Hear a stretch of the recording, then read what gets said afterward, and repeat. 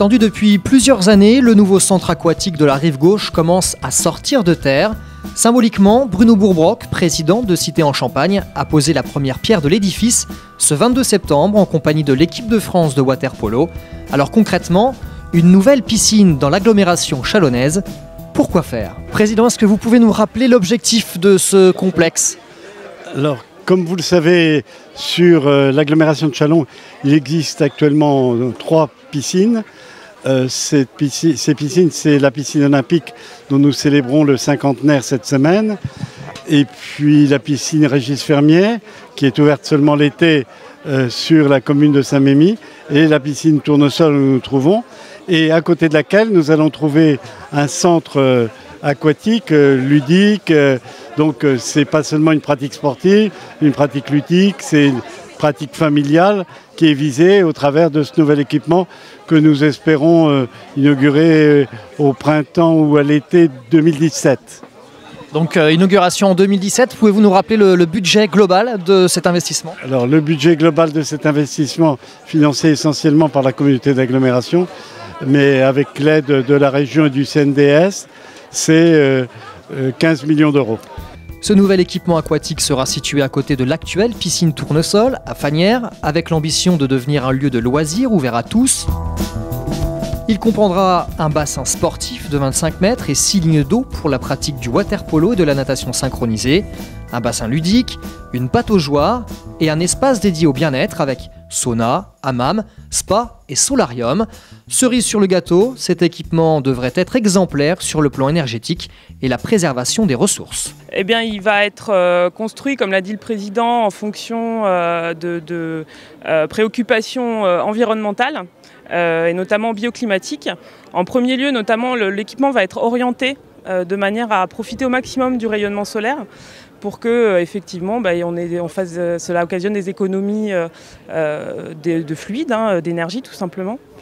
C'est un équipement aussi qui est pensé pour économiser au maximum les ressources en eau, puisque nous allons récupérer une partie des eaux sales pour les faire passer dans les sanitaires, enfin pas d'utilisation à boire effectivement, ni dans les bassins, mais par contre dans tout ce qui est toilettes, etc.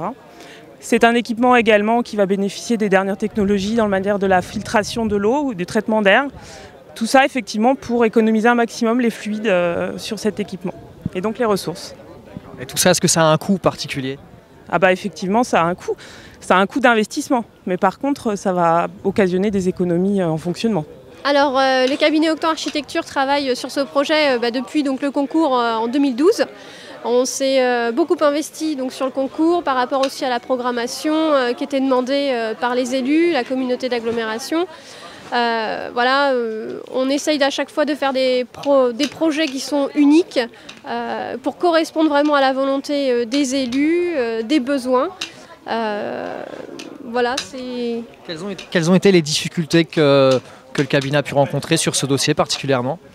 Alors, pas de difficultés particulières, on essaye toujours dans un projet, donc, quand on arrive sur le site, de s'imprégner de l'ambiance, des bâtiments autour, pouvoir intégrer un bâtiment qui se fonde dans l'environnement et que ça paraisse naturel et envie d'y aller pour les usagers. À quelques kilomètres de Châlons, votre cabinet a déjà réalisé ce type d'infrastructure, notamment le pôle aquatique de Sainte-Menou. Quelle est la différence avec celui de Sainte-Menou et celui de Châlons-Fagnières? Alors celui de Sainte-Ménéhould a une partie sportive qui n'est pas intégrée ici, donc terrain de tennis, dojo. Et ici on est vraiment concentré sur l'aquatique et du centre de remise en forme, donc du bien-être. Avec le réaménagement prévu du quartier de la Gare, ce projet fait partie intégrante de la réhabilitation de la Rive-Gauche, une réelle volonté de la communauté d'agglomération de Châlons-en-Champagne. C'est, je crois, important pour l'équilibre de notre agglomération. Il y a un centre-ville, il y a une rive droite qui s'est développée tout au long de l'histoire de façon plus importante, mais il y a aussi la rive gauche, il ne faut pas l'oublier. Et justement, à Rive-Gauche, est-ce qu'on peut s'attendre à d'autres projets? Vous savez que la ville de Châlons, avec le concours de la communauté d'agglomération, a comme but de réhabiliter la gare, le quartier de la gare. C'est une entrée de ville de Châlons, et d'y aménager de nouvelles conditions de stationnement. Et si on réfléchit bien, depuis une vingtaine d'années, c'est le quartier de Châlons où il y a eu le plus d'investissements publics. Le CFA, la réhabilitation des 2 collèges qui se trouvent sur la rive gauche, la construction du lycée Jean Talon, la direction du travail en face du lycée Jean Talon, la pépinière d'entreprise Jackson, le quartier d'Orléans, le quartier de la Bidée. C'est vraiment un quartier où nous avons beaucoup investi.